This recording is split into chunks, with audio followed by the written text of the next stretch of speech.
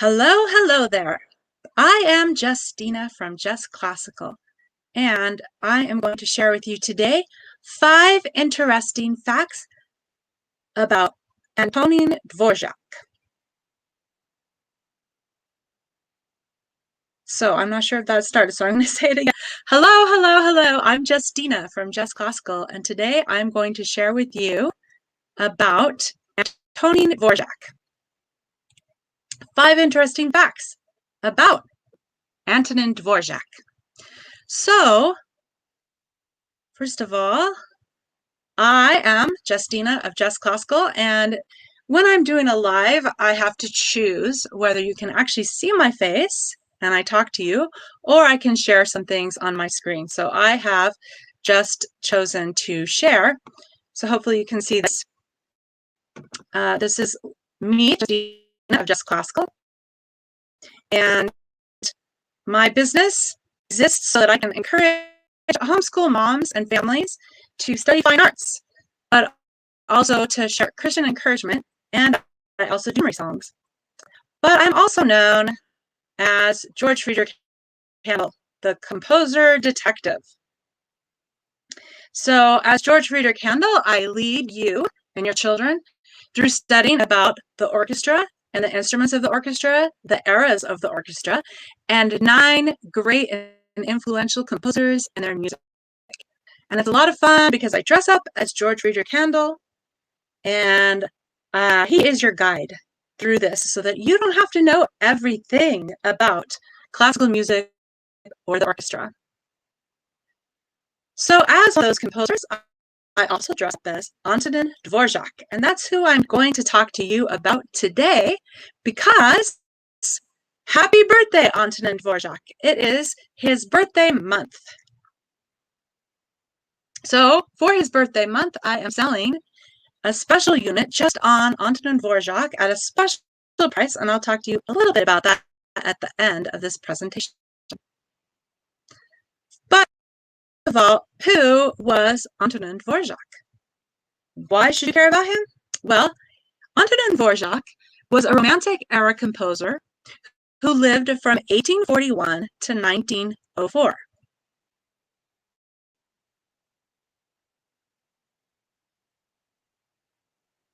Now, why should you care about Antonin Dvořák? Because his music is beautiful and it will enrich your life. This is one of my favorite composers, and he has such great music that we can relate to. He's really approachable for children. If you want to introduce children to a great composer, you could start with him because his music is so much fun. All right, so let's get to it. 5 interesting facts about Antonin Dvořák. This will just give you a little taste about him so you'll want to study him more.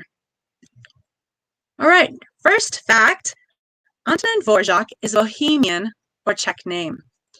So Dvořák, so yes, look at it. It doesn't look like it says Dvořák, right? It says Dvořák. But these little symbols above the name, well, the symbol above the R and the symbol above the A indicate that we add a little more to it. Where's the J come from? Well, it's because of these symbols. So it's Dvořák, as if there's a J or a ZH between the R and the A. So Dvořák. So Antonin Dvořák is a Czech name. He was born in Bohemia in 1841, as I said before, and Bohemia is a part of what is now called the Czech Republic in Europe. So here's a little bit of a map of Europe. You can see the Czech Republic here, and Bohemia was a small region within the Czech Republic. Well, at the time that Dvořák lived, Bohemia was part of what was called the Austrian Empire, which included this and Austria, and maybe a little bit into some of these other countries. I didn't put a map of that on here, but that gives you an idea. So Czech Republic was part of the Austrian Empire, and then in 1867, during Dvořák's lifetime, it became part of the Austro-Hungarian Empire. So probably that included part of Hungary, right? And the capital of the Austro-Hungarian Empire was the famous musical city, Vienna. So that's a little bit. Fact number 1, Dvořák is a Bohemian or Czech name. And fact number 2, Antonin Dvořák loved to use folk tunes in his music. So he used actual folk tunes or imitated the rhythms and sounds of folk tunes from his native Bohemia and nearby regions like Moravia in his compositions. So you can hear some of these very interesting rhythms and tunes in his Slavonic dances or his Moravian duets. Also, fact number 3, Antonin Dvořák loved his homeland and his family. He was a homebody, a family man.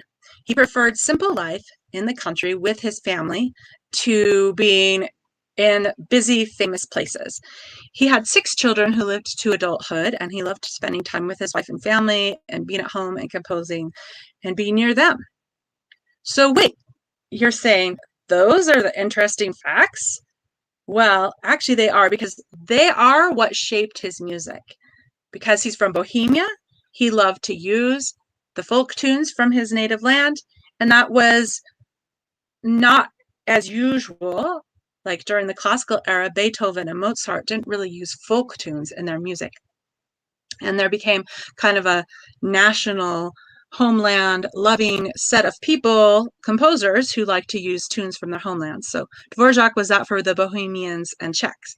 And because he was a homebody and loved his family, then that meant that he spent so much time, and that brought out some things in his music, some longing sounds in his music, some simple, happy melodies, because he enjoyed his family life.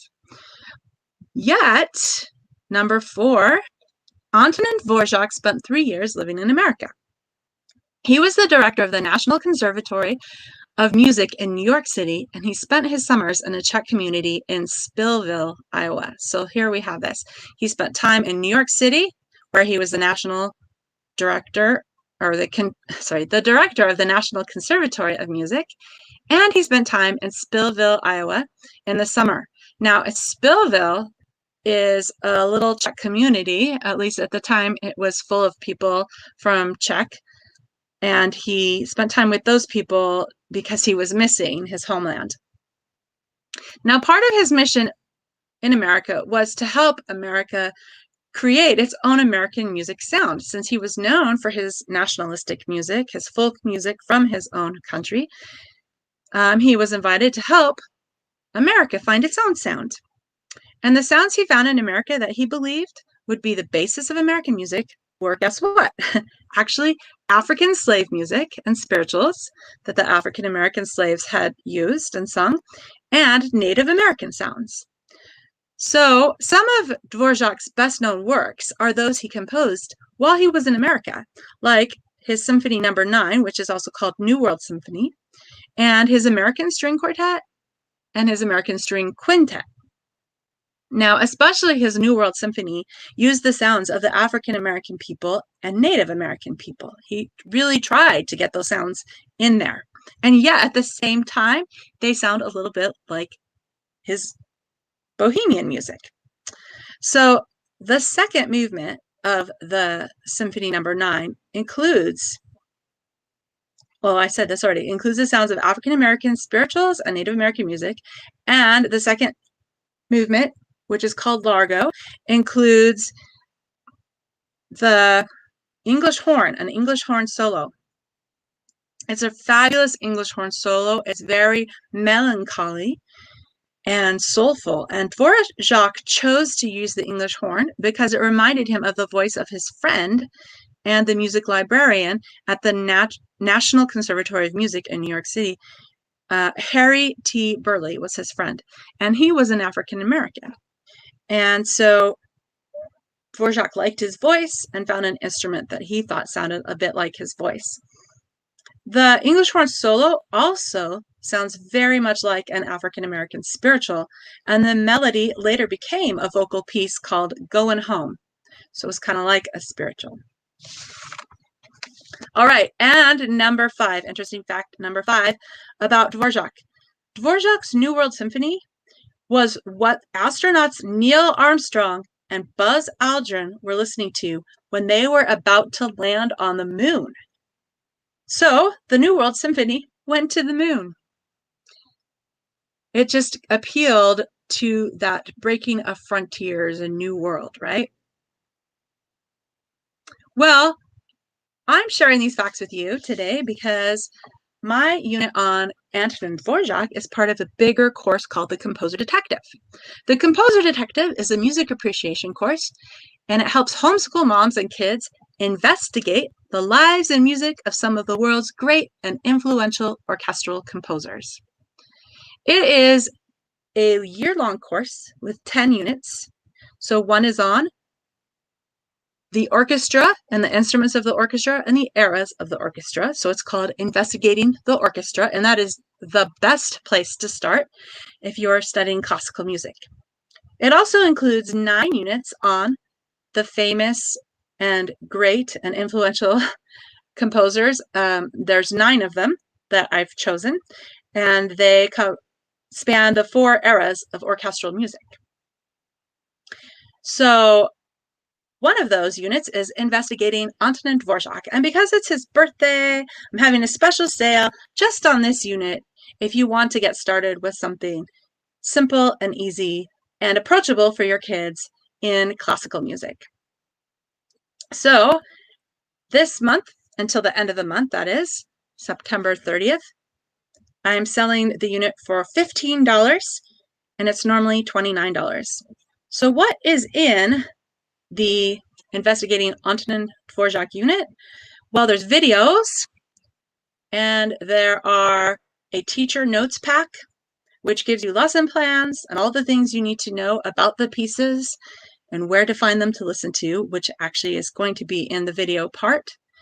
And also there's a student activity pack, which includes activities for kids, such as notes, fill in the blank notes they can take when watching the videos,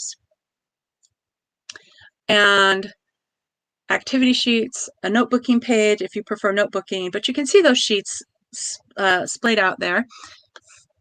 And I'm going to see if I can share a different screen with you so that you can see a little more about what is inside of it. Let's see if I can change the share here. So first, I will stop sharing. Let's see.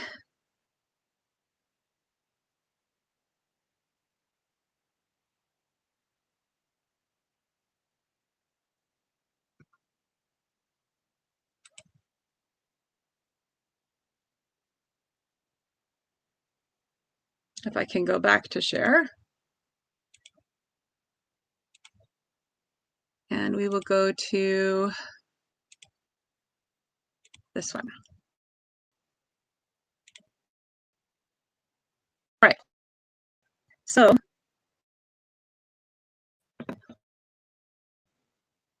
let's make sure.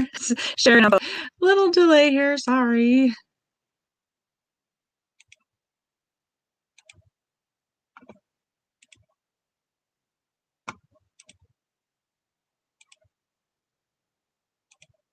All right, so this is a flip book, so you can just see what's inside the student activity pack. So you see the cover, the inside, and then first we start with a biography. So there's a biography video that you can watch where I dress up as Antonin Dvořák, and then there is this page where you can read about him as well. Then I give you the context of the timeline and what era that he composed in. So there's different eras of composition.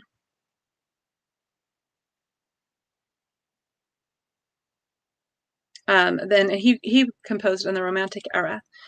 So then you get to see the Romantic orchestra because the orchestra size and what instruments were included in each era are different as well. I also do a highlight on a couple of instruments. For Dvořák, I chose viola because he did play the viola, and the English horn because, as I talked about earlier, of the fabulous English horn solo in his Symphony No. 9, New World Symphony. So as you can see, there are video notes where the kids can fill in the blanks when they're watching the Antonin Dvořák biography. And there's also a notebooking page. If you prefer notebooking, then they can write down all the things they're learning as they study the unit. But for younger kids, there's the coloring page, or you can practice drawing by imitating this page. And for kids who like activities, there's a few activity sheets like a word search, a crossword, a word scramble. There's a map lesson where you can color in the countries that he spent time in. So that adds your geography. And then I have 4 copies of listening worksheets so that your child can listen and circle things that they hear so they're actively listening. So there's 4 of those. And then for older students, there's a test at the end. So let's see if it lets me change. Oh, good. Okay, so hopefully you can see this one now. So now I'm actually inside of the course. So this is a unit study, and it's in a platform called Teachable. So inside of Teachable, I have notes that are written. And then here's the video about Dvořák. And I can just play the beginning here for you. Well, that's at the end, so giving you I don't know if you'll be able to hear it if I play it anyway, but we'll give it a shot.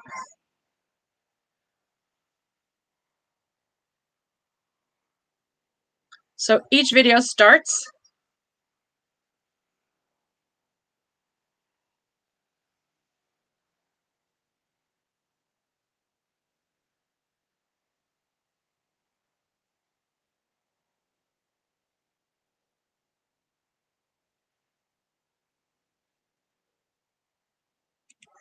All right, so I don't know if you could hear that or not, but I'm sharing it. So it starts with George Frideric Handel as your guide, introducing things. Then you see this is the teacher notes. So this is where you would print off the teacher notes, and you didn't get to see inside the teacher notes. So I'll see if I can pull this up a little bit so you can see a little bit inside, because it's a little different than the student notes. Has some of the same things.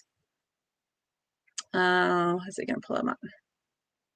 And that's a little slow, but it tells you exactly what to do. Start by printing the teacher notes and student activity pack, then watch the biography, and then work through the different listening pieces using the lesson plan. So inside of here, gives some tips on how to listen. Let's see, how to listen if you go to a concert. And then here's the lesson plans. So the lesson plans are for 3 days a week for a month-long unit study. So you can do this 3 days a week and spend a month, or you can adjust the schedule as fits your desire. But it's basically, the suggestion is that you listen to the same piece every day for a short time while you're coloring, or while the kids are reading silently, or doing copy work, or at a meal. But then there's certain activities that are assigned on those 3 days. So that's the difference between the teacher notes and the student notes as well. So I'll move on. So you can see that you can print them. And then all the same things that are written here on the website in Teachable are going to be in your teacher notes as well. So here's the Dvořák playlist. And I always start with short beginning listening pieces. For young children, they don't have long attention spans, and so you're going to watch short pieces. And then inside is this curated playlist of videos that you can watch. I would encourage listening as much as possible, but the wonderful thing about the videos is you also get exposed to great musicians and orchestras, and you can see the orchestras playing. You can sometimes, if the video coverage is really good, they'll focus on an instrument while it's playing a solo, and you'll get more familiar with the instruments. But for example, this first video is of Yo-Yo Ma and Itzhak Perlman playing Humoresque, and this is a very familiar piece. You'll probably know it. But the neat thing is that Itzhak Perlman was a famous violinist. Actually, I don't know, he might still be alive, but a very famous violinist, and Yo-Yo Ma is still alive, extremely famous cellist. So by having this curated playlist of videos, you get to expose your children to some of these great composers, and as well as their music. You won't most of the composers you don't get to see live, but you get to see the great performers and orchestras as well. So there's a lot that's covered in here. So as you saw, some history, geography, and then exposure to all this great music. So then there's just short pieces here of different listening pieces, and there's an explanation about each. But if you look in the lesson plans and the teacher notes, you'll get a much better idea of what to listen to when. Now, not every single piece that I've included in here is in the lesson plans. I've given you specific pieces, so you can feel free to add some of the other pieces. I have added as many of their famous pieces as I can.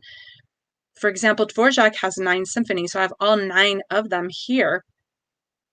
So like I said, we focus on the English horn at one point, so there's a couple English horn pieces that are highlighted to listen to that instrument. But as I was saying about the symphonies, he has 9 symphonies. The only symphony I include in the lesson plans is Symphony Number 9, New World Symphony, because it's so famous. And it's, in my opinion, the best one.